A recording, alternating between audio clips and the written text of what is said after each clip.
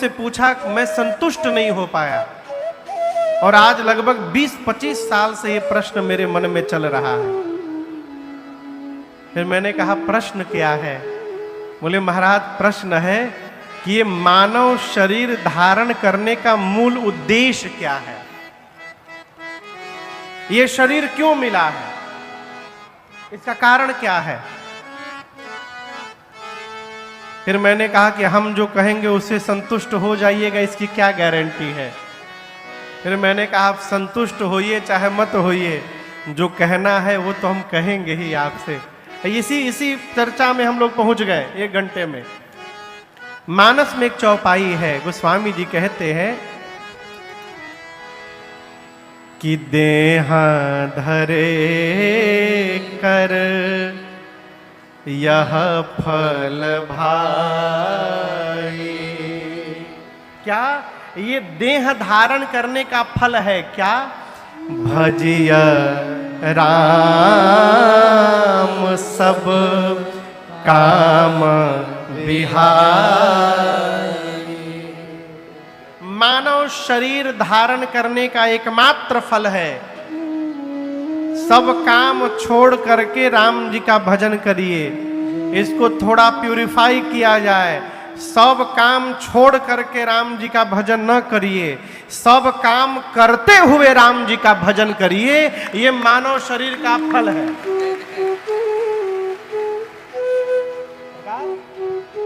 सब काम करते हुए भगवान का भजन करना। देखिए, 4 व्यवहार मैं आपको बताऊं। आहार मने भोजन, आहार, निद्रा, भय और मैथुन सांसारिक सुख। हम भी भोजन करते हैं, पशु भी भोजन करते हैं ना? हम भी सोते हैं, पशु भी सोते हैं। हमको भी डर लगता है, पशु को भी डर लगता है। हम भी सांसारिक सुख लेते हैं और पशु भी सांसारिक सुख लेता है। यदि ये काम हम भी कर रहे हैं और यही काम पशु भी कर रहा है, तो कभी सोचिएगा पशु में और हमारे में अंतर क्या है? कहो, हमारे में और पशु में अंतर क्या है? वो कौन सा व्यवहार है जो हमको पशु से मानव की ओर लेकर के जाता है? उस व्यवहार का नाम है धर्माचरण। पशु धर्म नहीं कर सकता, धर्माचरण नहीं कर सकता। हम मनुष्य धर्माचरण कर सकते हैं। ये धर्म का आचरण ही हमको पशु से मानव बना देता है। मनुष्य शरीर धारण करने का फल है, उद्देश्य है धर्माचरण। और यही धर्माचरण हमको आगे जाकर वैराग्य का प्राप्ति करा देगी। धर्मत विरति जोगते ज्ञान। तो प्रसंग पे आऊं मैं। जीवन में जब कभी ये परिचय होने लगे समाज में कि ये बहुत बड़े आदमी हैं, इनकी बड़ी संपत्ति है, प्रसन्न नहीं होना। कहें, ये जितना बताया जा रहा है ना, हमारा एक भजन है, अरे सब कुछ छूटी, अरे सब कुछ छूटी। 2 साल पहले 3 साल पहले कोरोना आया था। बिहारों में आई रहे, एजा कोरोना आई रहे। ठीक बात। कोरोना के समय में लोग इतना काढ़ा पिए हैं। कई लोग सरकार काढ़ा पी पी के पेट खराब कर लिया अपन। जो जड़ी बूटी बताया गया आदमी पीना शुरू कर दिया। अरे सब कुछ छूटी, सब कुछ छूटी, कितनो तू खैबा जड़ी बूटी, जाए के पड़ी सब कुछ छूटी। कितनो तू खैबा जड़ी बूटी, जाए के पड़ी सब कुछ छूटी। बुझाता ना? सब कुछ छूटी, सब कुछ छूटी, सब कुछ छूटी, सब कुछ छूटी। कितनो तू खैबा जड़ी बूटी, जाए के पड़ी सब कुछ छूटे। कितनो तू खैबा जड़ी बूटी, जाए के पड़ी सब कुछ छूटी।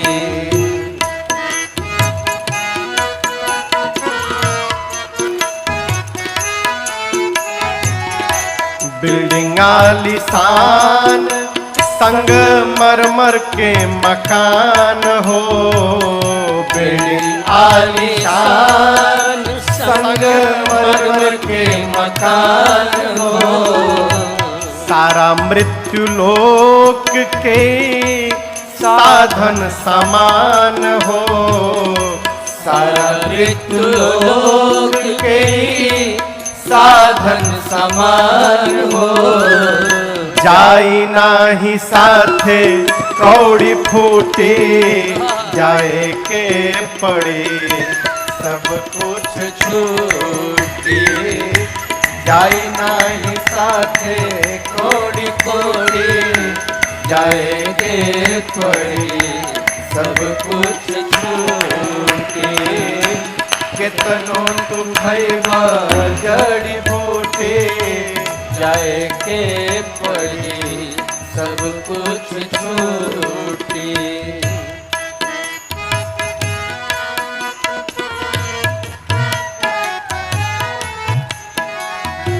शाश्वत सत्य बस एक राम नाम जे, शाश्वत सत्य बस एक राम नाम जे। राजन शिकारी के एकर से बकाम जे, राजन शिकारी के कर से बकाम जे। राम धन के केहू नाही लूटे, जाए के पड़ी सब कुछ छूटे। राम धन के केहू नाही लूटे, जाए के पड़ी सब कुछ छूटे। कितनो तू खैबा जड़ी बूटी, जाए के पड़ी सब कुछ छूटे। कितनो तू खैबा जड़ी बूटी, जाए के पड़ी सब कुछ छूटे। ये सब भौतिक वस्तु में छूट जाएंगे।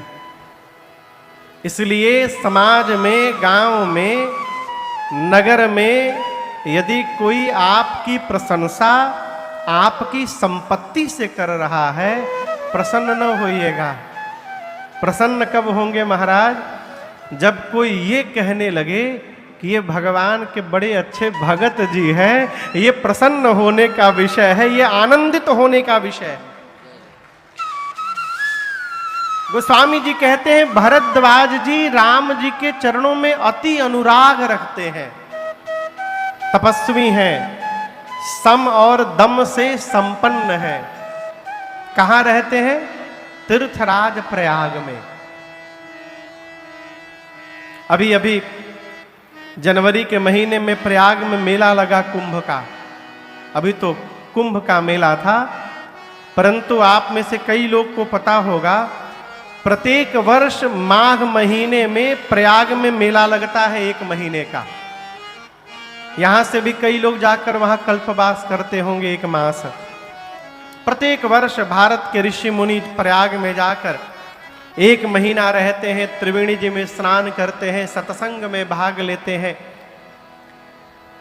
एक वर्ष माघ मेला पूर्ण होने के बाद जब ऋषि महात्मा भरद्वाज जी से विदा मांग करके वापस जाने लगे अपने आश्रम, तो उन मुनियों में एक मुनि थे जिनका नाम था श्री याज्ञवल्क्य मुनि। क्या नाम था? याज्ञवल्क्य। भरद्वाज जी याज्ञवल्क्य जी के चरणों को पकड़ लिए और पकड़ के बोले, प्रभु सब जा रहे हैं, आप अभी न जाइए। ले जाकर बिठाएं, पूजन किए, पांव पखारे। याज्ञवल्क्य जी ने भरद्वाज जी से पूछा कि आपने मुझे क्यों रोक लिया? भरद्वाज जी बोले, प्रभु मेरे मन में एक संशय है और मैं जानता हूं कि मेरे संशय को आपको छोड़कर कोई समाप्त नहीं कर पाएगा। याज्ञवल्क्य ऋषि बोले, क्या संशय है? भरद्वाज जी बोले, अब भरद्वाज जी का संशय सुनिए। कहते, प्रभु राम कवन प्रभु पूछऊं तो ही कहिया बुझाई कृपा निधि मोहि। अच्छा, आपसे एक प्रश्न कर रहा हूं, आप लोगों में से राम जी को कौन कौन जानता है? हम तो जानते हैं भाई राम जी को। राम जी को कौन कौन जान रहा है? हम सब जानते हैं। अच्छा, हाथ नीचे करिए। हाँ। आप में से राम जी को कौन कौन नहीं जानता है? एक ठे बाबूजी हाथ उठाएं उधर बस। आप राम जी का नाम हम नहीं सुने कभी? क्या बोल रहे हैं? समझ में सुनाई नहीं दे रहा है।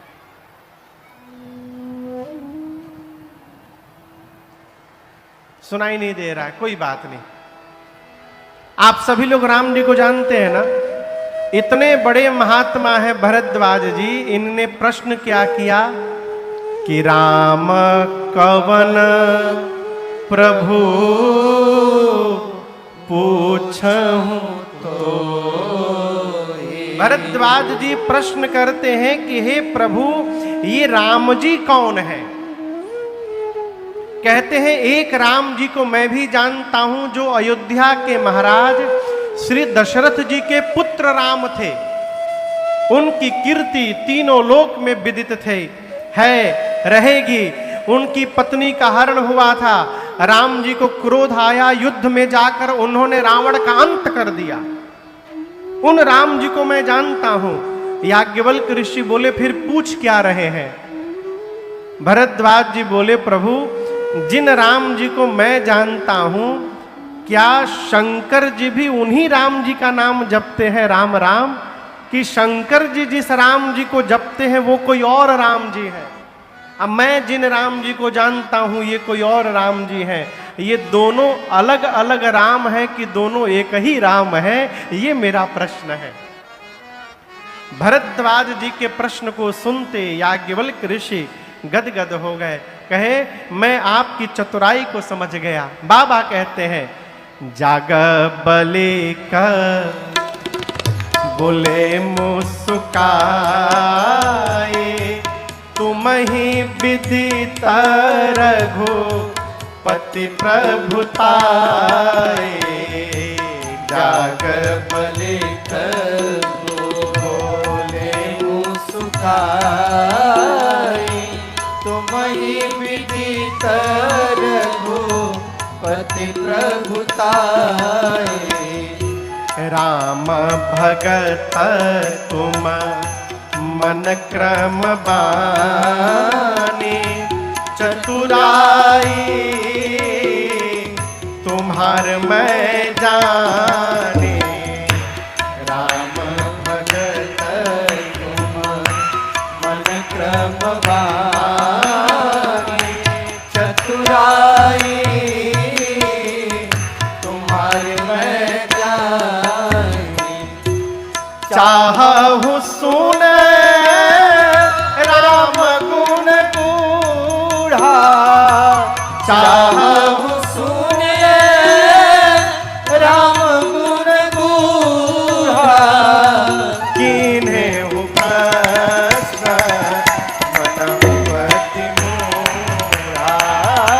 कीन्हे प्रश्न मनोवति मूढ़ा। बनहु अति मूढ़ा।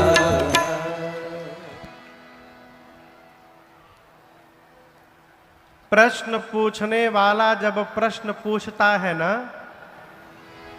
तो उसके भाव दशा को देखकर ये पता चल जाता है कि वो वास्तव में उत्तर जानना चाहता है कि उत्तर देने वाले को जानना चाहता है। आप समझ रहे हैं मेरी बात को? कई लोग उत्तर जानते हुए भी प्रश्न करते हैं। क्यों करते हैं?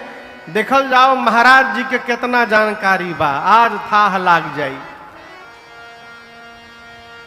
बहुत लोग मिलते हैं, कहो ये पता चलता है, मुख खुलते पता चलता है। ये जो मुख है ना, मुख जब तक बंद है तब तक सब विद्वान है। अजहिया मुंह खुलल, वो दिन सब थाह के पता चल जाता है कि कौन कितने पानी में बैठा हुआ है। भरद्वाज जी ने जैसे प्रश्न किया, प्रश्न सुनते याज्ञवल्क्य ऋषि मुस्कुरा गए, बोले मैं आपकी चतुराई समझ गया भरद्वाज जी, आप राम जी के भक्त हैं। राम भगत तुम मन क्रम पानी। आप मनसा वाचा कर्मणा राम जी के भक्त हैं। आप राम जी की गूढ़ कथा सुनना चाहते हैं, इसलिए मूढ़ बन करके आप मेरे से प्रश्न कर रहे हैं। ये बड़ी अद्भुत बात।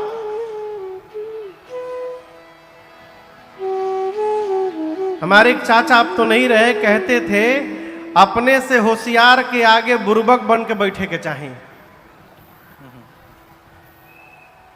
अपना विद्वान के सामने, विद्वान के पास जब जाएं तो अपने को मूर्ख मान करके बैठना चाहिए। विद्वान के आगे विद्वान यदि बनेंगे तो फिर सब समाप्त हो जाएगा, कुछ प्राप्त होने वाला नहीं है। याज्ञवल्क्य ऋषि बोले आप राम जी की गूढ़ कथा सुनना चाहते हैं, इसलिए मूढ़ बन करके आप मेरे से प्रश्न कर रहे हैं। मैं आपकी चतुराई समझ गया, मैं आपको कथा अवश्य सुनाऊंगा भरद्वाज जी, लेकिन बीच में एक दूसरी कथा पहले सुनाता हूं।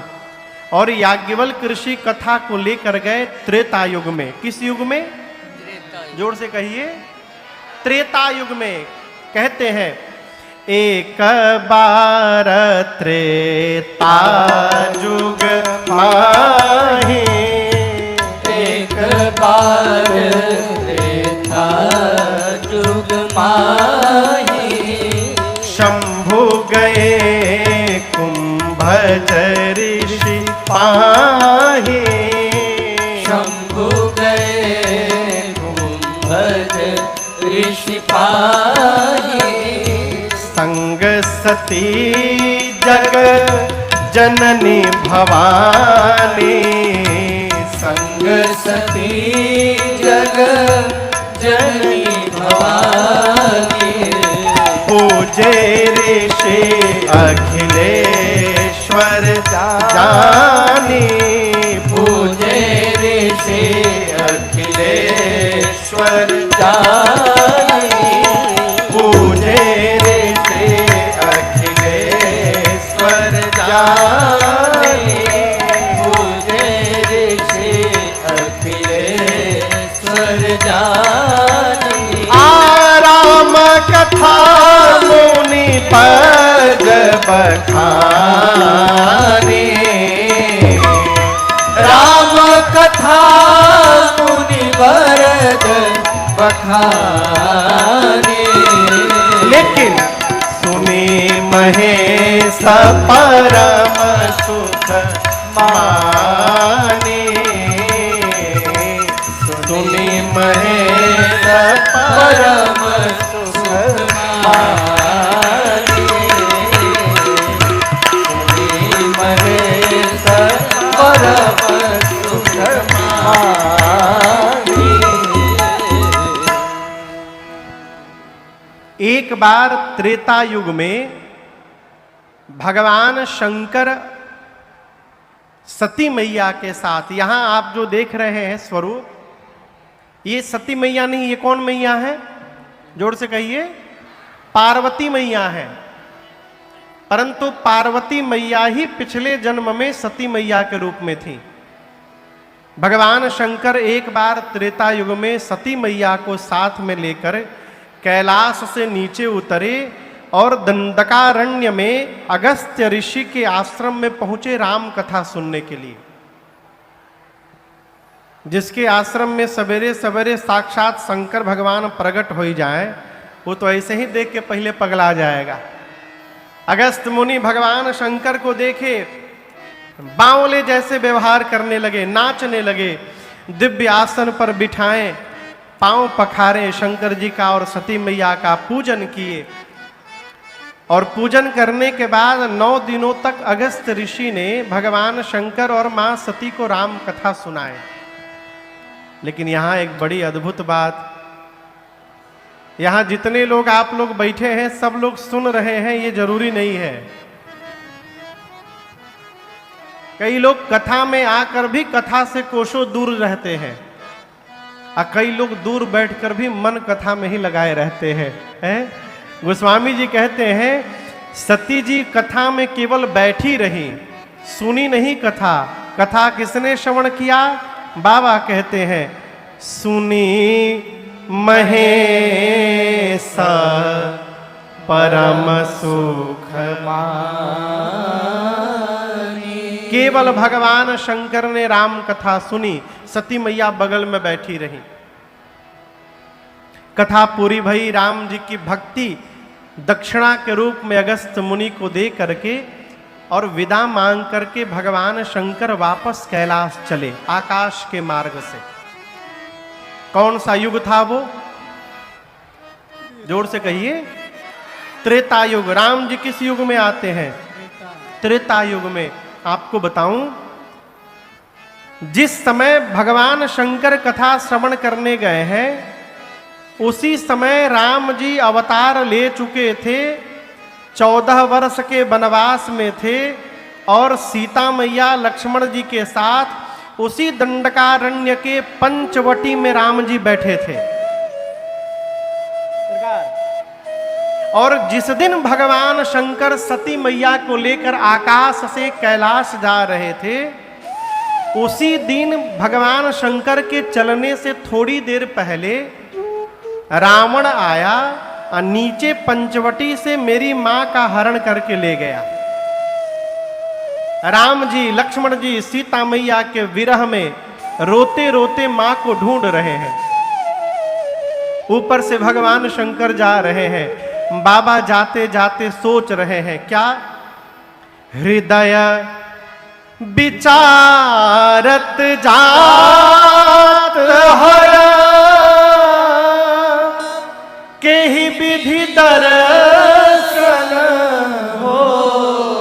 भगवान शंकर विचार रहे हैं, जिन राम जी की कथा मैंने सुनी है, मेरे राम जी नीचे लीला कर रहे हैं अवतार लेकर के, कैसे दर्शन होगा उनका प्रभु का? जा करके कर लूं? नहीं। राम जी गुप्त रूप अवतरूं प्रभु गए जान सबको, गए जान सबको, सब जान जाएंगे।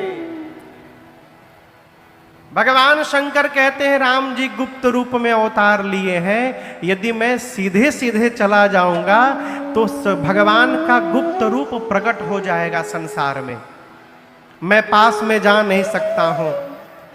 दर्शन किए बिना मन बेचैन रहेगा। कथा सुन के कान को भर लिया हूं, दर्शन हो जाए तो कान के साथ साथ मेरी आंखें भी तृप्त हो जाएंगी, लेकिन दर्शन होगा कैसे? और हम आपसे एक बात कहें, बुरा नहीं मानिएगा ना, मंदिर में भी लोग भगवान को देखने नहीं जाते हैं, भगवान से मांगने जाते हैं। घर से निकले नहीं कि लिस्ट तैयार बा, आज काका मांगे के बा अजा के मांग के चले आते हैं, दर्शन करके आ जाएं। फिर उनसे पूछिए किस रंग की टोपी पहने थे भगवान, पटका किस रंग का लगाए थे। अरे महाराज हम तो ध्यान नहीं दे पाए, एकदम भीड़ बहुत थी मंदिर में, कहां से ध्यान जाएगा, ध्यान तो मांगने में था, कोनो लिस्टवा में से छूट मत जाओ। आज भी भगवान उसको दिखाई पड़ते हैं। हम और आप 2025 में बैठे हैं, 2025 के आज 16 मई तिथि है। आज भी भगवान दिखाई पड़ते हैं। किसको?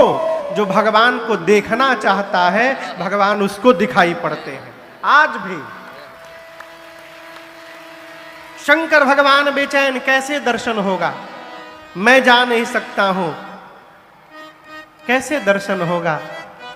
भगवान राम समझ गए, नीचे रो रहे हैं राम जी मैया को ढूंढते हुए, और समझ गए कि बाबा मेरा दर्शन करना चाहते हैं। मन में कहे शंकर जी से कि आप मेरे पास नहीं आ सकते, लेकिन आप जहां हैं वहां मैं तो आ सकता हूं।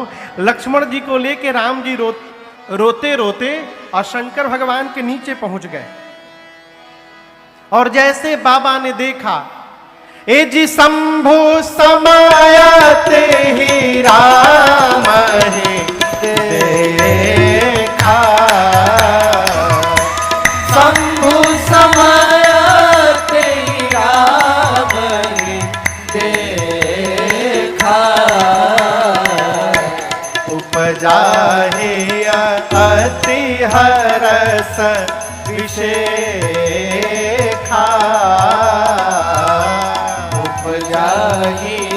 अति हरस विशेखा, भरी लोचन छवि सिंधु निहारे, भरी लोचन छवि सिंधु निहारे, और कुसमय जानी नगीन चिहारे, कुसमय जानी नगीन चिहारे, कुसमय जानी नगीन चिहारे। भगवान शंकर ने जैसे राम जी को देखा बाबा गदगद हो गए और ऊपर से बोले, बोलिए सच्चिदानंद भगवान की जय, बोलिए सच्चिदानंद भगवान की जय। भगवान शंकर नेत्र भर करके राम जी को देखे और उसके बाद बोले, हे सच्चिदानंद भगवान आपकी जय जयकार हो, आपकी जय जयकार हो। जय जयकार करके सती मैया के साथ आगे बढ़ गए। लेकिन यहां एक बात याद रखिएगा, पिताजी किसी को प्रणाम कर रहे हैं तो पुत्र को यह नहीं पूछना चाहिए कि पिताजी हमहू प्रणाम करें कि ना करें। लड़का को पूछना चाहिए का कि बाबूजी हमहू करी। पति किसी को यदि प्रणाम कर रहा है हाथ जोड़कर, तो धर्म कहता है कि पत्नी को भी पीछे से हाथ जोड़ करके प्रणाम करना चाहिए। लेकिन भगवान शंकर ने राम जी को सच्चिदानंद भगवान कह के प्रणाम किया, और इसी प्रणाम ने मेरी मां सती को भ्रम में डाल दिया। सती मैया सोचने लगी ये सच्चिदानंद है, कहीं ये भगवान है, भगवान भी कहीं पत्नी के लिए रोते हैं का, ये तो रो रहे हैं। और ये भगवान होते तो इनको पता नहीं रहता कि मेरी पत्नी कहां पर है। ये भगवान नहीं है राम जी। पूरा जगत शिव को प्रणाम करता है, और शिव ने आज एक जीव को प्रणाम किया है, वो भी कहीं सच्चिदानंद परधामा। सती मैया को भ्रम हो गया कि ये राम जी भगवान नहीं है। शंकर भगवान खूब समझाए, मान जाइए देवी, मान जाइए, ये वही प्रभु है मेरे जिनकी कथा अगस्त ऋषि ने हम दोनों को सुनाई थी। ये मेरे वही प्रभु हैं जिनकी भक्ति मैंने अगस्त ऋषि को दक्षिणा के रूप में प्रदान की थी। ये मेरे इष्ट हैं, मेरे प्रभु हैं, प्रणाम करिए। सती मैया समझी नहीं। और यहां एक बात याद रखिएगा, समझने वाला 2-3 बार में समझ जाता है, और जो बार बार कहने के बाद भी नहीं समझ रहा है, इसका अर्थ वो बिना भुगते समझने वाला नहीं है। इसलिए जिसको बहुत समझाना पड़े तब उसको समझाना बंद करके अपने को समझाया जाए। क्या अब इनको समझाना नहीं है? बाबा बार बार समझाए, माई नहीं मानी, हम कहां समझाते हैं? अब